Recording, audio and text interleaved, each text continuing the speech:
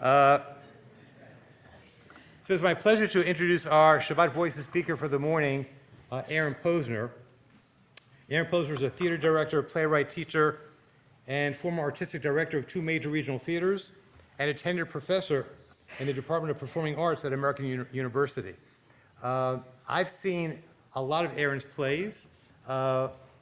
He is the person who has adapted the 2 most famous books by Chaim Potok, The Chosen and My Name is Asher Lev.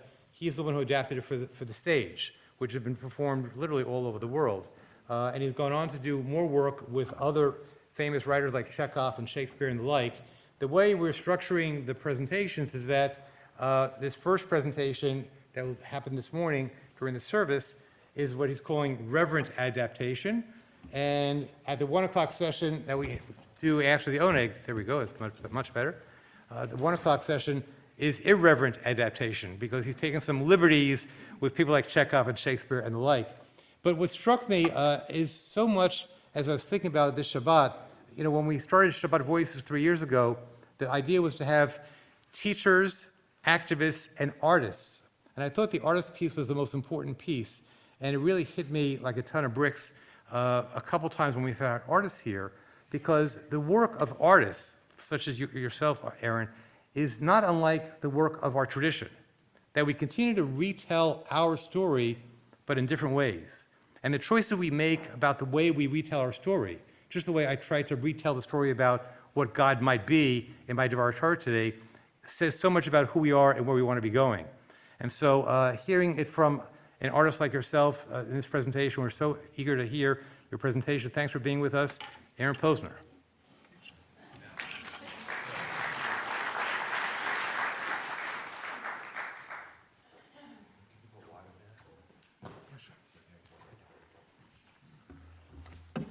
Hello. Hi. So nerve-wracking.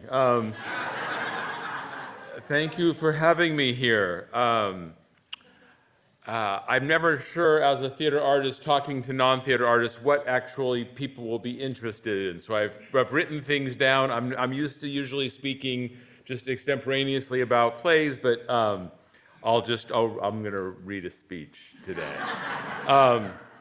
So thank you for welcoming me here. Some of you I've seen.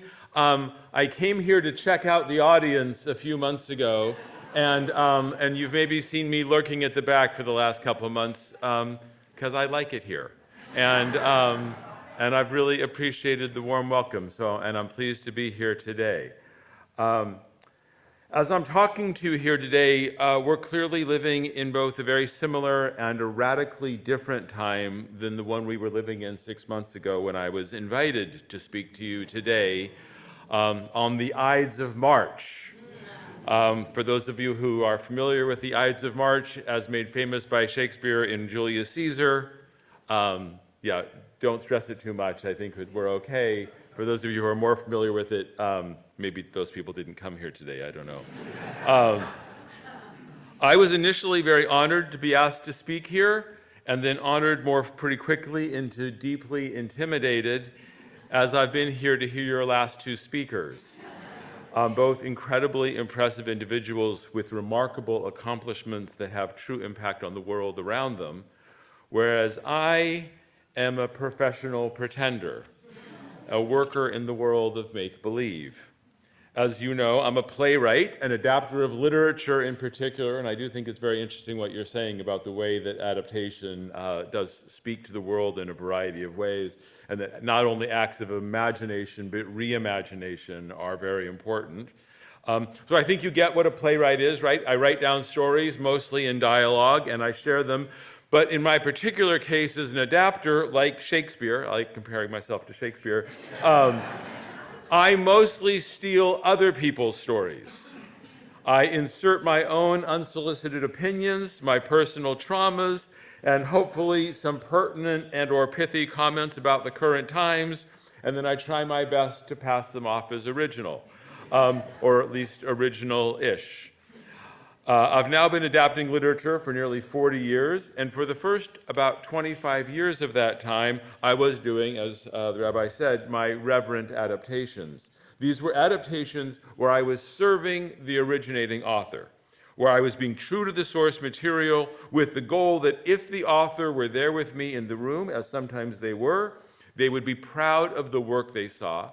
They would recognize the kernel or the core of what they had to say in the work, and they would feel that my adaptation had honored the spirit and tension of their original. And those are the adaptations I'll be talking about in here today. But for the last 15 years or so, I've been doing my more irreverent adaptations. These are more personal, much more about what I want to say about the world than maybe what they wanted to say. The first and most successful of those is my adaptation of Chekhov's play The Seagull, which is called Stupid Effing Bird, but it doesn't say effing. And that should give you a pretty good idea of what I mean when I say irreverent. And I will talk about some of those after lunch if you want to stay around. The thing is, being an adapter is quite odd. It's quite an odd job, but maybe not quite so odd as being a theater director. The best way I've ever been really able to describe what I do as a director is that I help other people pretend differently. That's really the whole job. I get in a room with a lot of people, we'll call them actors. I watch them play pretend, and then I tell them that I'm not particularly fond of the way they're pretending. And I would ask them to please pretend differently. That is actually my entire job. I say, no, I see the way you're pretending. I don't love that way of pretending. Could you please pretend a little more like this? Isn't it remarkable that that's a job? I'm a theater director, so a pretender helper. And I suppose being any kind of a storyteller is an somewhat odd job in any society. It's always been a somewhat odd profession, and maybe never more so than at this extraordinary moment we find ourselves in right now. Of course, the world before January 20th of this year was already endlessly complicated in innumerable, immeasurable, and seemingly impossible ways, but somehow it also felt just slightly more manageable than the radical roller coaster we now have unwillingly embarked upon, whose course is uncharted, whose destination is entirely unknown, but whose journey promises to be somewhere between difficult and horrific for many, maybe just barely manageable for some, and entirely untenable for far too many others. It does make talking about storytelling and pretending more complicated too. It feels almost disrespectful at times to care these days so deeply about something so potentially trivial, but maybe not entirely trivial, because stories, I've always hoped, can matter. Where would we be without our stories? I always love the Barry Lopez quote that says, sometimes we need stories more than food. Stories can frame our experience. They can help us grow. They can help us learn. They can help us hope. They can even bring us together across difference. Yes? We hope, right? Because if they can't, what can? So stories, to quote Shakespeare again, stories can hold as 'twere the mirror up to nature, to show virtue her own feature, scorn her own image, and the very age and body of the time, his form and pressure. And I think the work of a storyteller is valid because these days it is worth showing virtue her own feature, if we can, since there is still certainly virtue to be found, and it must be celebrated where we can. And it is absolutely necessary to show scorn her own image, so she might just possibly see herself or know herself better and change. And certainly we should be showing the very age and body of the time, his form and pressure, because there's certainly a lot of pressure out there these days. So while this might seem like an odd time to be going on and on about stories, as I'm suddenly not an expert or insightful about anything else, and I was already invited here, and everyone here is super considerate, and they didn't want to rescind my invitation, and we do need a distraction at times as well, I'm going to share some perspectives from my life as a theater maker, and particularly, as it seems apropos here, as a Jewish theater maker. I expect many of you go to the theater, yes? Yes, thank God. We're very grateful for this. I honestly believe the American Regional Theater would actually not exist in this country without the Jewish theater goers. So thank you all very much for my career. Thank you. So to begin with, or to rather sort of sum up quickly, I'm Aaron. I'm a theatrical storyteller. I'm Jewish. I'm from Oregon. I went to college outside of Chicago, and after dropping out of graduate school in Texas, I moved to Philadelphia to start a theater company with some friends so I could get some professional experience, get into a better grad school, and become a professor like my father before me. The theater in Philadelphia that I helped to start is still there. It's called the Arden Theater Company in Old City. I was 24 when I started the company with some friends. I started directing and teaching and adapting literature, and I worked pretty much all the time. And soon I was in my mid-30s, and I was wondering what it was all about. And at the same time, I was wondering, among other things, what I meant when I called myself Jewish, which I did regularly, sometimes proudly, sometimes disparagingly, often jokingly. But what did I mean? In what manner was I Jewish? Why did it actually matter to me? I wasn't a person of faith. My Jewishness wasn't reflected back to me in positive or negative ways very often. But at the time, I felt a little lost in my life, a little at sea, and I was wondering, and so I started going to some synagogues in Philadelphia. Honestly, I didn't love it. Mostly, I actually felt yelled at by rabbis, is what my primary experience was, not like here. Seriously, I went and I was being yelled at along with everyone else for being bad Jews and not coming enough. So I thought, this is not helping to me. I didn't feel any closer to my Jewishness. And so I ended up doing what I've always had the tremendous privilege to do. I started exploring my own issues and dilemmas through my work. And I started reading Jewish literature, and I read a lot of it. And I started with Shalom Aleichem, and Isaac Bashevis Singer, and Bernard Malamud, and Philip Roth, and I kept reading, and finally I read The Chosen by Chaim Potok. And I had met Chaim. He lived outside of Philadelphia, and I'd done a reading as an actor in a play that he had written when I had first moved to Philadelphia in the late 80s. This was now the mid-90s. I read the book, and I absolutely loved it. I assume many of you have read it. When I was growing up, it was the one book that was on every Jewish bookshelf of anyone I knew who was Jewish. And there was the movie, right? Many of you probably seen the movie with Robbie Benson and Rod Steiger, who's incredible in it.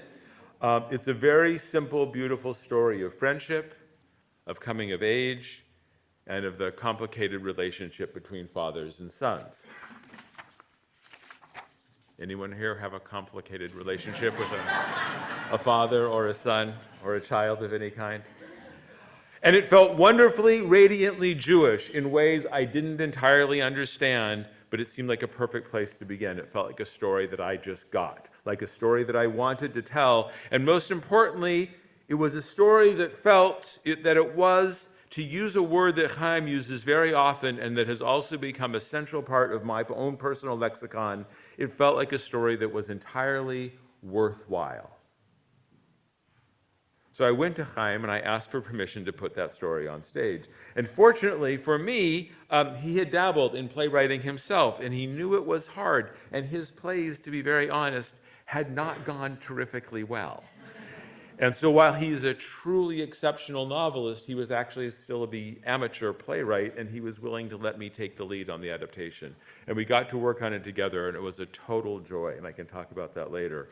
I told him I really wanted to focus not on the whole panorama of the book, but really on this relationship between these two fathers and these two sons, and the core of that relationship, and he liked that idea. He liked that idea partially because he had thought highly of the movie, but there had also been a musical called The Chosen. I don't know, did anyone see the musical? One person, which is about right. It was done off-Broadway in the 1980s. Chaim wouldn't really talk about it. It ran for 6 performances. It had 3 directors during its rehearsal process, and its nickname was The Closin', because they knew it would be closing soon. So I began working on the play version of The Chosen, and I began through that process to begin to think a little differently about being Jewish. There was no single aha moment or epiphany I had, but I learned and I came to understand more of the texture of Judaism. I learned about Zionism, which I had actually never really understood. However I felt about it, I came to see the Hasidic point of view on the world with more complexity and certainly with more appreciation. One afternoon, Chaim taught me how you study Talmud, because I needed to understand for a scene in the play. And within an hour, I suddenly understood why there were so many Jewish lawyers. That made a lot of sense to me. And why I always drive people crazy by seeing everything from multiple perspectives. I finally really got the Tevye story of on the other hand, and on the other hand, and on the other hand. These things made more sense to me. I went to a few Seders at the Potok with the Potok family, which were remarkable. Growing up with the Seders I had gone to with my family, they were an hour and a half, and then dinner. With the Potoks, we sat down around 7. Got up around 1:30. I spent the whole time thinking, just please don't call on me. I don't have any of these answers. And they would go into long conversations about the ancient Hebrew and the contemporary. It was, they did the whole thing, the whole Haggadah and more. I also learned some of the cliches that I learned about Judaism were true. There was a remarkable night I spent with Chaim and Nadine and a few of their friends. We wanted to record some Yiddish for some hubbub outside of the shul, and so they invited several of their Yiddish-speaking friends over, and we did a recording session. And then there was a number of Yiddish passages in the book that were now in the play, and I had them transliterated. And I said, well, while I have you all together, can I just check sure and make sure I have all of these right?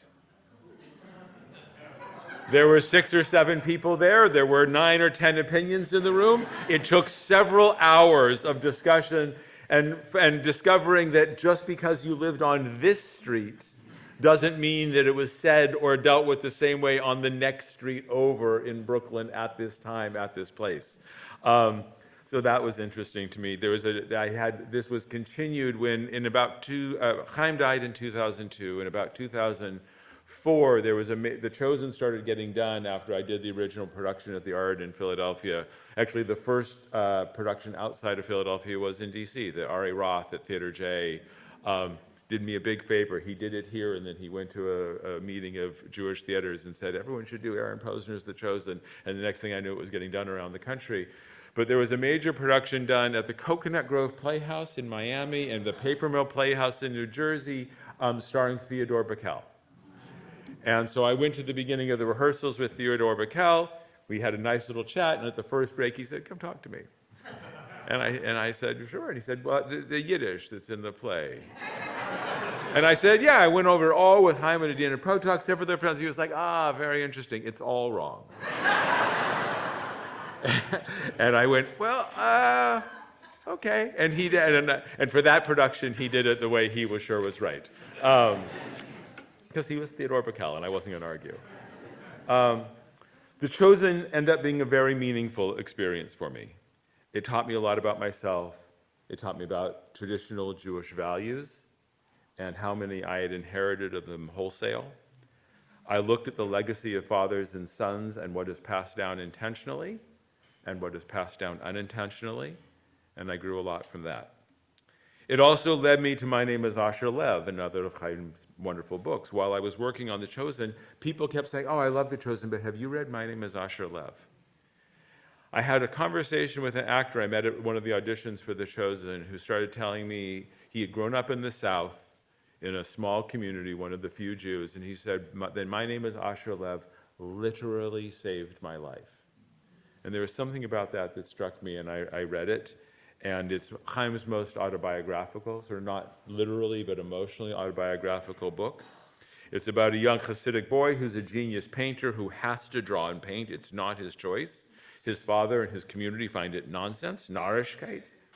So when he's torn between these two radically different worlds, how does he reconcile them? It's a story that Chaim was very proud of, cut across all lines, and he would tell about meeting people in China or on Indian reservations or in the Philippines, and they would say, how did you know my story? Lin-Manuel Miranda, for those of you who know, was working, at one point was ready to do his own adaptation as My Name is Asher Lev. Then he wrote this other little musical that did well, and so so he lost focus on that. I was in the middle of watching a wonderful movie with my wife, an animated movie called Ratatouille, when she leaned over and said, "It's Asher Lev, exactly." And she was absolutely right. Ratatouille is the exact same story as Asher Lev. When you don't want to, there's lots of stories about how you leave one society behind and choose your other family or your other community. Not that many that says, I love the one, I love the other, I must put them together some impossible way. And it's a beautiful story about that. Asher Lev changed me as a person and as an artist, and as someone trying to figure out how best to live in the world given my particular challenges and opportunities, and given my nature and my nurture. It's a story that asks you to grapple with how much you can choose who and what you are and what you do, and how much you must simply discover or come to understand or actually accept who you are and what you do and how you are in the world. Chaim is very engaged in all of his books with issues of authenticity and empathy and integrity that became very important to me. I've come to believe that whether it's in the art we love, or the people we love, or the things we choose to fill our life with, we are drawn to the things that we need to learn and the people and the forces that will help us grow. When I chose to engage with Chaim Potok's works, I had no real sense of how much I needed them. I knew I loved them. I knew I responded to them. I thought they might sell some tickets, which I was right about. But I didn't know how much they would help me become a slightly better version of myself, as well as helping me grapple with my Jewish identity. There's one more story I want to tell from The Chosen that I won't read. That's when we began working on the original production, the set was actually inspired by a painting that I had bought. The one time I was in Israel was in the 90s, late 90s, and I had gone, it was mentioned last time, to Neve Shalom Wahad al-Salam, the village of peace, and there was a painting of a window that I found very moving, and I actually bought from the young girl who had painted it. And that became an inspiration for the set of The Chosen, and we had this sort of window high up and this sort of window of possibility. But there was no Hebrew text on the set, and I wanted some Hebrew text because I thought that would be important. And I went to speak with Chaim and Adina and ask for their idea about what there was some biblical quotes that he has in the book. There were some epigrams he had in the book. I thought maybe one of those. And we started discussing. So this would, late 90s, Chaim had written the book in the mid-60s. We had started talking about the difference between his degree of optimism that he had in the 60s about reconciliation and connection, and how much more difficult it was by 1998, let alone where we are now. During this very interesting conversation, twice, Adina, his wonderful and brilliant wife, said, well, elu ve'elu, about things. And she said it once, and I let it go. I had no idea what she was talking about. We were again talking about the complexities and the difficulties of the conversation, and she said again, Elu ve'elu. And I said, I'm sorry, what is that? And she said, Elu ve'elu divrei Elohim chaim. Both these and these are the words of God, or the words of the living God. I've heard it translated various ways. And I went, oh, isn't that what this book is really about? And we had a conversation. They said, well, I guess I never thought to put it in there, but yeah, that's really what sits, that there are more than one way, more than one thing can be true at a time. There's more than one way of knowing things, and if we're going to try for reconciliation, somehow we're going to have to grapple with the fact that more than one thing can be true at a time. So on the banner that was across the stage, I put Elu ve'elu divrei Elohim chaim. And later on in the adaptation process, as we were in rehearsal, I actually had one of the characters mention it. And then a few years later, I was sort of doing a reboot. Maybe I think it was for that production with Theodore Bickel. And I actually moved that idea slightly higher up in the play. About 10 years ago, I was asked to re-adapt the play. I moved it from 5 actors to 4 actors, and I actually think I made it better. And now the play begins with Elu ve'elu, and it comes back several times. So part of the adaptation process of a story is I ended up taking an idea that was never mentioned in the book, but that sat somewhere under the texture of the book, sat somewhere in Chaim and Adina Potok. I moved that and made it literal. I put it on, and then it moved further and further forward. As the world shifted, that became more important. Just as we look to the stories from the Bible, we look to any story to see how it will speak to us and our needs and our time. So it's one of the ways that adaptation isn't a sort of like, oh, I'm just going to put what this is on stage. I'm going to find my own way of engaging with that story. Yes, there are more things to talk about, which I'm not going to talk about now. There are two other very Jewish adaptations that I have engaged with, which we could talk about later. One that fits somewhere between the reverent and irreverent is my play District Merchants. This was my reimagining of The Merchant of Venice, a play that I had been asked to direct a lot as a Jewish director of Shakespeare and never wanted to for its deeply problematic issues. And eventually I thought, you have to change this play so much to make it work that you need to really write a new play. So I finally did. And it's set among the Jewish and African American communities in Washington, D.C. during Reconstruction. And that was a huge growing experience for me. The other one that I'm engaged with now, not as a playwright, but as a director, and this is one if you want to come see. It's called The American Five. It's written by a young man named Ches Jacobs, who is a black, queer, Jewish playwright, under 30, who has written a wonderful play about Martin Luther King and the 5 people who collaborated on the I Have a Dream speech, which includes Stanley Levison, the sort of the Jewish element of this. Do people know Stanley Levison? Fascinating. I mean, a few nods. Martin Luther King's closest white friend, the really only white member of the inner circle of planning during this time, a businessman, former communist. He collaborated on this speech in important ways on Martin Luther King's whole career. It's a really wonderful story.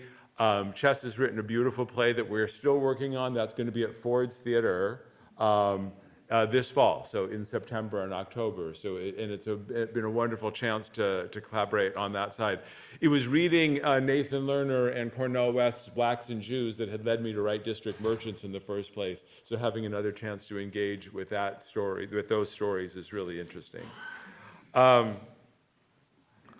I will skip to the end. I am honored to have spent my life toiling in the fields of make-believe. One of my favorite poems is a poem called Poetry by Marianne Moore, in which she talks about the job of a poet or an artist is to make imaginary gardens with real toads in them. And that's what I love about the theater, is this idea of imaginary gardens with real toads in them. Really engaging with our experiences and the things we need and the things we believe in them and getting them into the work. That's what I try and make. That's what I try and help my students find. That's what I hope can still somehow make a small and meaningful impact in the world. If we continue to tell stories with authenticity and empathy, if we can continue to build bridges of connection, if we can make art and tell stories that are, in Chaim's word, worthwhile, then maybe we can make things a little bit better. Thank you very much.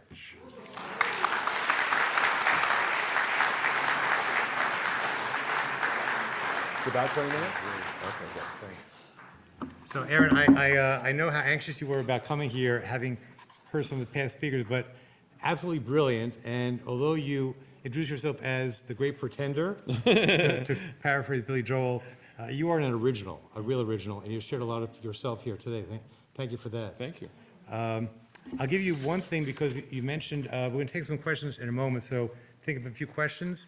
The line Elu ve'elu, which has a long history in Judaism, is at the end of a very vigorous debate between the rabbis. The way you pacify is to say, everything can be true here. These words and these words are both the words of a living God, which is the way that the genius of the Jewish tradition is that it didn't always come out with a decision, and even minority opinions are still quoted because you respect views. So we have our own version of Elu ve'elu in this room. So you can use it as a theater.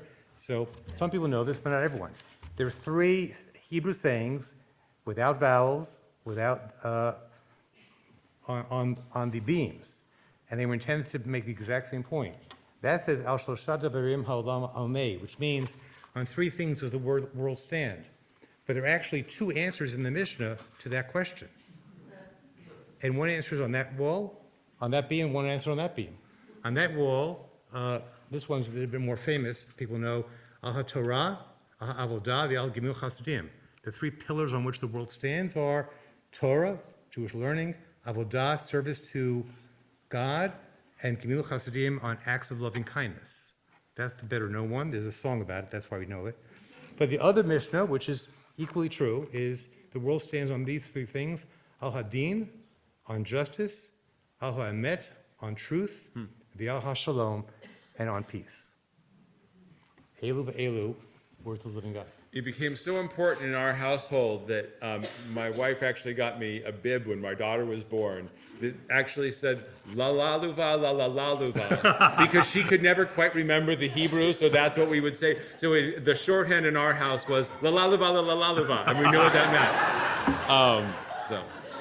Okay, if someone want to help with the mic, Ken's got one. Someone else wanted? Aaron has one. Oh, Aaron has the other one. Great. So if you've got questions, we'll take a few questions here. I've made everything clear about Good, Jonathan, please. So somewhat tangential, but I just wanted to share something that went through my head. So a few weeks ago, there was a piece in the New York Times about the director of Shtisel. I don't know if you had a chance to read that. It's really interesting because the article came out because his prequel series called Kugel is just come out recently in the U.S. It's a little hard to access, and it's on my to-do list in the coming days. But the director of Shtisel was born an Orthodox Jew, left at age 18 or 19.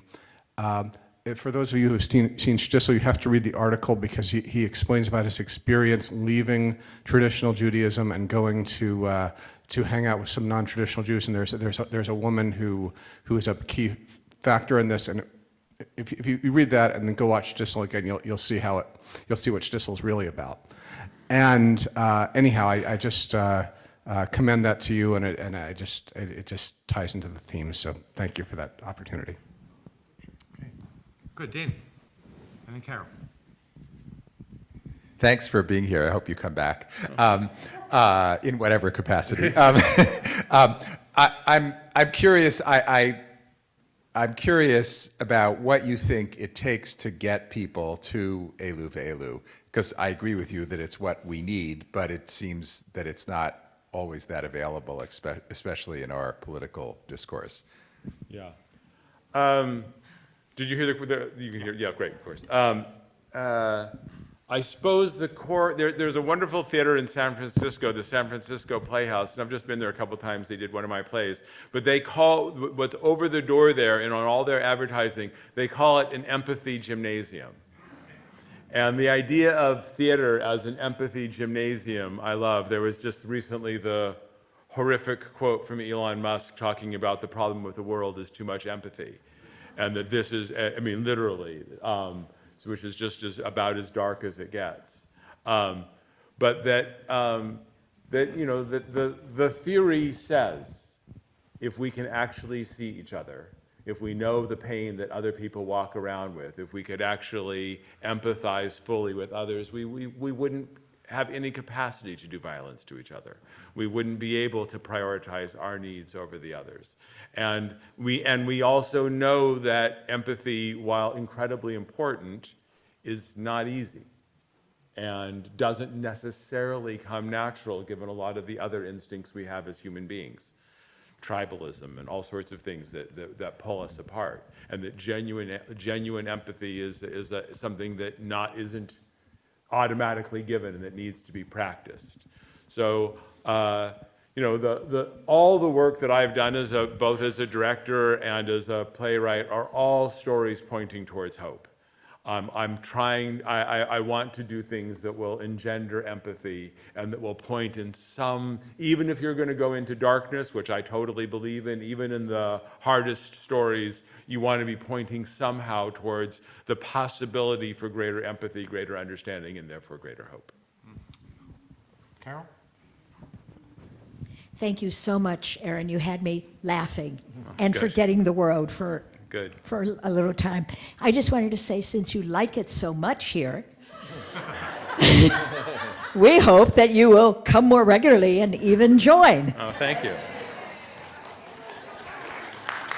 I will say, so this too long a story. I brought my daughter, who was 13, who was studying for her bat mitzvah in her own unique way at this moment, starting very late.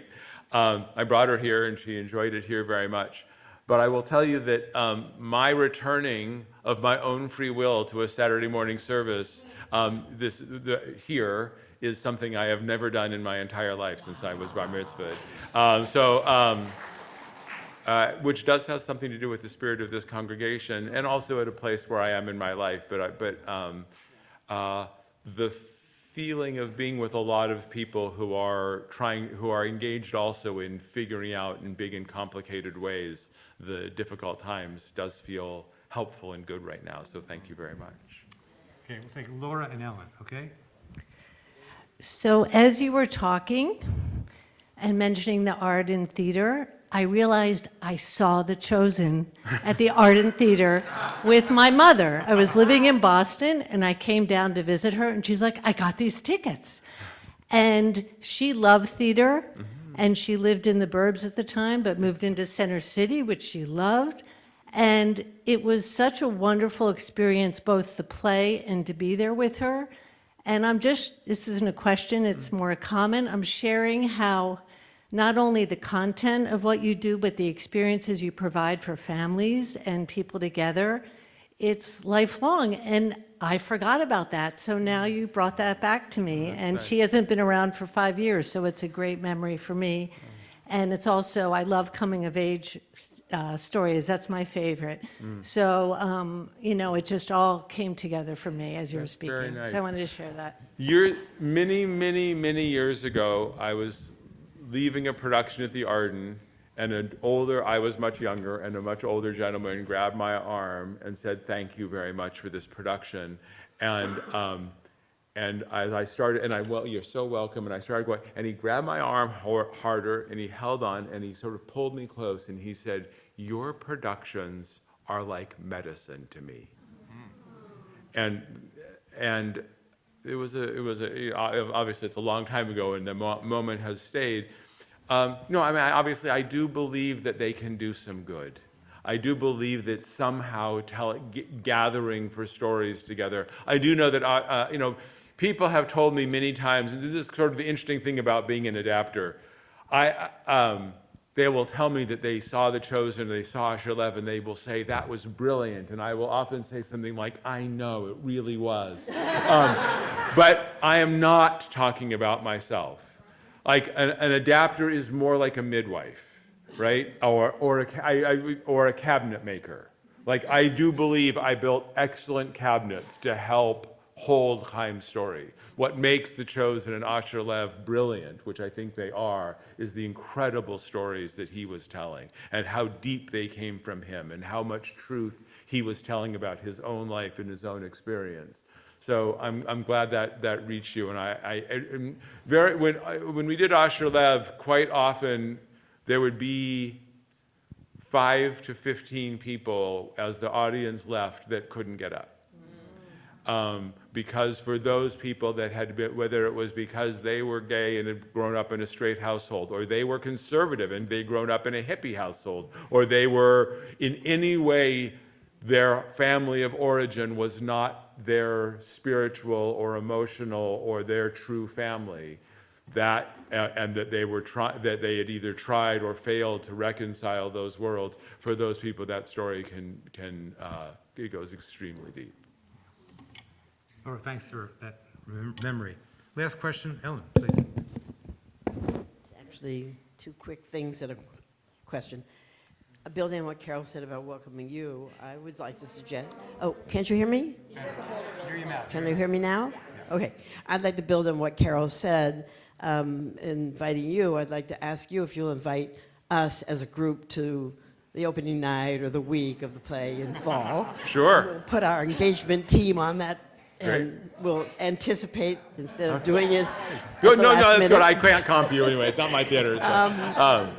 The second is, are the two plays, Chosen and Asher Love, available in print that we could get a hold of? And if so, can we get that information and pass it on in our I mean, communication? yes, there's this thing, what's it called? Amazon. And you can, Well, we wanted. yeah, sorry. Anyway. Or right dramatist plays, yes, they are available to order from a variety of sources. They're Your published by. version of it? Yes, my adaptations are published by a company called Dramatist Play Service, so both of those are published. Okay, now here's my question. I actually have a question. The drama bookstore, yes. Yeah, thank you. Politics and prose, they could probably order them. They wouldn't have them on. I'm glad on I asked the stock. question. Yeah. Now the question, content, it's very hard for me to articulate, but perhaps you'll help me. I'm finding, maybe others are experiencing this, that movies and films that we're seeing today, especially bringing forward, have a triviality of modernity that makes me nuts. They all feel like they've been airbrushed or whatever we do with the Photoshop. They all feel that way. Would you be willing to comment on that dilemma of modernizing in ways that are without airbrushing? I think I suppose it's capitalism. I mean, well, the dilemma of plays and movies and everything in which money is the final factor is what will be palatable to the most number of people and make money back and not cause too much difficulty or stress. I believe this is in theater, this is in movies, television. There, of course, are amazing and remarkable works being done in all of those mediums where somebody with enough vision, enough chutzpah, enough resources, enough success behind them is able to bring a story forward that is able to, it's about telling radical truth. If people are willing to tell radically and fully and completely their own truths, it has the capacity to connect to our truths. And there are a lot of forces that will, in a variety of ways, that will knock one off of the truth. Sometimes that's what pretends to be collaboration, but is actually committee work. Sometimes it's simply those places that say, well, this is a beautiful, interesting story. These characters are so complicated, no one will get it. How do we simplify this? How do we make this less complicated so that we will sell more advertising? Theaters are terrified right now. Virtually no theater has returned to pre-pandemic levels. So they are trying to do plays that they believe will sell those tickets. So my good friend Ken Ludwig is doing really well with his adaptations of Hound of the Baskervilles or Agatha Christie, or they're doing things that are tried and true. And the places willing to have sort of bold or exciting or engaging new voices are harder to find. I'm very excited about doing the American Five. And I will say that Haley Finn at Theater J is one of the ones they are small enough and fierce enough that they are trying to do important new works and that are not trying to sort of pander. So if you don't go, it is a wonderful place to see theater. And I guess the other appeal for theater is they won't always be perfect. They're not spending $40 million on a production. They're lucky to spend $100,000 on a production or $200,000 on a production. And so when you go to the theater, you go and try and hopefully engage with the story, with the empathy, with the best work that's going to be there. It might not be as perfect as whatever movie star you want, but it is people toiling in the fields of make-believe and trying to make something worthwhile. So I do hope audiences will continue to come back.